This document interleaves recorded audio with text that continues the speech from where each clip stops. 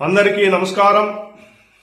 భరతమాత పునర్వైభవ ప్రాప్తి కొరకు అంకితమైన నవ భారతానికి స్వాగతం, సుస్వాగతం. 33వ భాగంలో వాయు నుండి బయలుదేరి ప్రతాప్గఢ్ సమీపానికి వచ్చి అఫ్జల్ ఖాన్ విడిది చేయడం గురించి తెలుసుకున్నాం. ఈ భాగంలో అఫ్జల్ ఖాన్ శివాజీని కలుసుకోవడానికి బయలుదేరడం గురించి తెలుసుకుందాం. అఫ్జల్ ఖాన్ శివాజీలు సమావేశం అయ్యే రోజు నిర్ణయించబడుతుంది. మార్గశిర శుద్ధ సప్తమి గురువారం, అంటే సామాన్య శకం 1659 నవంబర్ 10వ తేదీన మధ్యాహ్న సమయంలో నిర్ణయించబడింది. ప్రతాప్గఢ్ కోటలోనే కాక స్వరాజ్యంలోని ప్రతి వ్యక్తి హృదయం ఉద్విగ్నంగా ఉంది.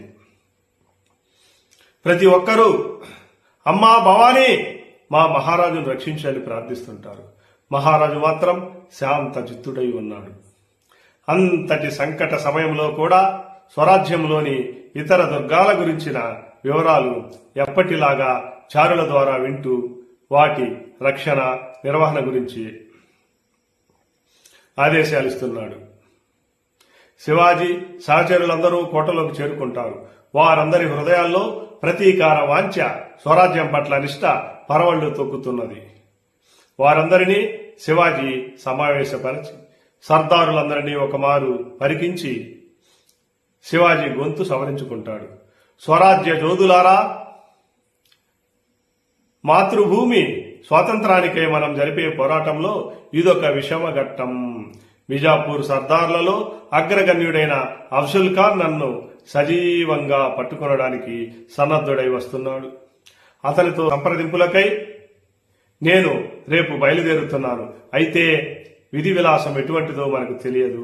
ఒకవేళ నేను ప్రాణాలతో తిరిగి రాకపోవచ్చు అని అంటాడు. ప్రభు అని దుఃఖ స్వరంతో సర్దారులందరూ ఒక్క మాటను అంటారు. సర్దారులందరిలో హాహాకారాలు చెలరేగాయి. చింతించకండి, ఇంతకు మునుపు మనం జరిపిన పోరాటాలలో ఎందరో వీరులు మరణించారు. వారికంటే నేను ఏ విధంగానూ గొప్పవాడిని కాదు కనుక నా కోసం ప్రత్యేకంగా దుఃఖించవలసిందేమీ లేదని శివాజీ అంటాడు. గాలిలో రెపరెపలాడుతున్న భగవద్ధ్వజాన్ని చూపి, ఈ పతాకం ఇలాగే రెపరెపలాడాలి, స్వరాజ్యం కొనసాగుతూనే ఉండాలి. నాకేదైనా జరిగితే బాలుడైన నా కుమారుడు సంభాజీని రాజుగా భావించండి. నేతాజీ ఫాల్కర్ సంభాజీకి రక్షకుడుగా ఉంటూ పాలన సాగించండి. మిగిలిన మంత్రులు, సర్దారులు ఇప్పటి వలె తమ తమ పదవుల్లో, హోదాల్లో ఉంటూ లక్ష్య సిద్ధికై పోరాడండి అని చెప్తాడు. అఫ్జల్ ఖాన్ శిబిరం చుట్టూ అతి రహస్యంగా సైనికులు దాక్కుని ఉండాలి. కలయికలో ఏదైనా విశ్వాసఘాతుకం జరిగితే కోటపై నుండి ఫిరంగి పేల్చబడుతుంది. ఫిరంగి శబ్దం విన్న వెంటనే ఒక్కసారిగా 4 వైపుల నుండి అఫ్జల్ ఖాన్ సైన్యాన్ని చుట్టుముట్టి పూర్తిగా నాశనం చేయాలి అని సైన్యానికి కర్తవ్యాన్ని తెలియజేస్తాడు. సైన్యం 3 భాగాలుగా విభజించబడుతుంది. ఒక భాగం మోరోపంత్ పింగళే నాయకత్వాన, మరొక భాగం కానోజీ జదే నాయకత్వాన, ఇంకొక భాగం నేతాజీ ఫాల్కర్ ఆధ్వర్యంలో ఉంచబడింది. ప్రతి ఒక్కరికి వారి స్థానము, కర్తవ్యం వివరంగా చెప్పబడింది. ఆ రాత్రికి వారందరూ వారి వారి సైన్యంతో నిర్ణీత ప్రదేశంకు బయలుదేరారు. వారంతా చడి చప్పుడు లేకుండా దట్టమైన అడవుల్లో ప్రవేశించి ఖాన్ సైన్యం చుట్టూ పాము చుట్టలు చుట్టుకున్నట్లుగా చుట్టుముట్టి నక్కి ఉండి పరీక్షించసాగారు.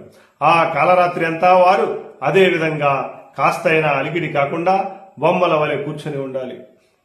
ఏ కొంచెం అలికిడైనా శత్రువుకు అనుమానం వస్తుంది. పథకమంతా మట్టిలో కలిసిపోతుంది. ఆ పైన సర్వనాశనమే. ప్రతి ఒక్క సైనికుడి పైన శివాజీ ఎంతో బాధ్యతలు పెట్టాడు. వారందరూ స్వరాజ్య సాధనలో కర్తవ్యనిష్టను కూనినందువల్ల వారికి ఇది కష్టమని అనిపించలేదు. సైనికులందరూ తమ తమ స్థలాలకు వెళ్లిన తరువాత మరుసటి రోజున శివాజీ వెంట ఎవరెవరు వెళ్లవలేను, ఏమి చేయాలని నిర్ణయించబడింది. ప్రతాప్గఢ్ పై ఇట్టి నిర్ణయాలు జరుగుతుండగా అఫ్జల్ ఖాన్ శిబిరంలో అందరూ తాగిన మైకంతో సంతోషంగా ఉన్నారు. వారందరికీ శివాజీ చాలా పిరికివాడనే ఊహ కలిగింది. ఇకపై శివాజీని బంధించి బీజాపూర్ తీసుకొని పోవడమే తరువాయని వారు ఊహిస్తున్నారు. సూర్యోదయం అయింది. ఆ రోజు మధ్యాహ్నం సమావేశం జరగబోతుంది. బీజాపూర్ నుంచి ఢిల్లీ వరకు అందరి దృష్టి ఈ సమావేశం మీదనే ఉంది. అప్పటికే శివాజీ భయపడిపోయి ఉన్నాడని, బలవంతుడైన అఫ్జల్ ఖాన్ కు లొంగిపోతాడన్న భావన ప్రచారమైంది. అఫ్జల్ ఖాన్ శివాజీని బంధించవచ్చు లేదా చంపవచ్చని అందరూ భావిస్తారు. దీంతో అఫ్జల్ ఖాన్ సైన్యము ఏమరపాటుతో ఉంది. ఆ రోజు శివాజీ ఎప్పటిలాగానే నిద్రలేస్తాడు. బంధుమిత్రులు, సర్దారులు, సైనికులందరి ముఖాలు ఆందోళనతో నిండి ఉన్నాయి. ఏదో తెలియని భీతి వాళ్ళ అంతరంగాలను అల్లకల్లోలం చేస్తుంది. కానీ శివాజీ ముఖం మాత్రం నిశ్చలంగా ఉంది. భవానీ దేవాలయం వైపు నడుస్తాడు. అఖండ భక్తితో దేవి విగ్రహం ఎదుట మోకరిల్లాడు. శివాజీ తుల్జాపూర్ భవానీకి ప్రతిబింబంగా ప్రతిష్ఠింపబడిన ప్రతాప్గఢ్ భవానీ అతని ప్రత్యక్ష దైవం. నిశ్చలంగా దేవి విగ్రహం వైపే దృక్కులు నిలిపి ధ్యాన నిమగ్నుడైనాడు. గుడి బయట ఉన్న సర్దార్లు ఆ పర్వతం చుట్టూ ఉన్న దుర్గమారణ్యం వైపు దృష్టి సారిస్తారు. కనుచూపు మేరలోనే అఫ్జల్ ఖాన్ తో సమావేశం కావడానికి నిర్మించిన షామియానా కొట్ట వచ్చినట్లు కనపడుతోంది. కొంతసేపటికి లోపల నుండి జై భవానీ అన్న నినాదం వినిపిస్తుంది. సర్దార్లు భక్తి శ్రద్ధలతో చేతులు జోడించి చూడసాగారు. శివాజీ దేవాలయం నుంచి బయటికి వస్తున్నాడు. అతని ముఖంలో ఏదో కొత్త కాంతి కనిపిస్తున్నది. కళ్ళు మెలమెలా మెరుస్తున్నాయి. అమ్మ అనుమతి ప్రసాదించింది అని శివాజీ అంటాడు. ఈ మాట వింటూనే సర్దారులందరిలో ఆనందం మిన్నంటింది.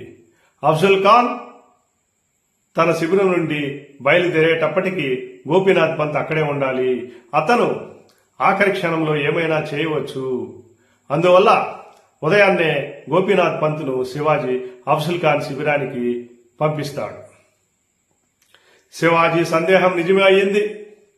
గోపీనాథ్ పంత్ అఫ్జల్ ఖాన్ శిబిరం చేరేటప్పటికి 1500 మంది సైనికులతో ఖాన్ బయలుదేరడానికి సిద్ధమవుతున్నాడు. ఆ సైన్యాన్ని చూడగానే గోపీనాథ్ పంత్ గుండె క్షణకాలం కొట్టుకోవడం ఆగిపోయింది. ఆయన అఫ్జల్ ఖాన్ ను సమీపించి ఇంత పెద్ద సైన్యం మీ వెంట వస్తోందా అని అడుగుతాడు. అవునన్నాడు అఫ్జల్ ఖాన్. ఇంత భారీ సైన్యాన్ని చూస్తూనే మా మహారాజు పరుగు తీస్తూ కోట లోపలకు వెళ్లిపోతాడు. సమావేశం జరగదు. శివాజీతో సమావేశానికి ఇంత భారీ సైన్యాన్ని తీసుకువెళ్లడం ఎందుకని అంటాడు గోపీనాథ్ పంత్. అఫ్జల్ ఖాన్ క్షణకాలం ఆలోచించుకుంటాడు.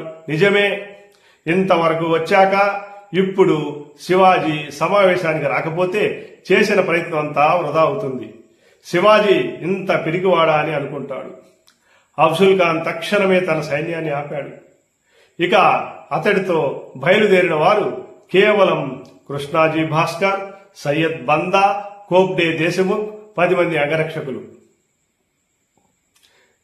శివాజీ భయపడుతున్నాడు అన్న వార్తను అఫ్జల్ ఖాన్ సైనికులు అప్పటికే ఎన్నో మాటలు విని ఉన్నారు.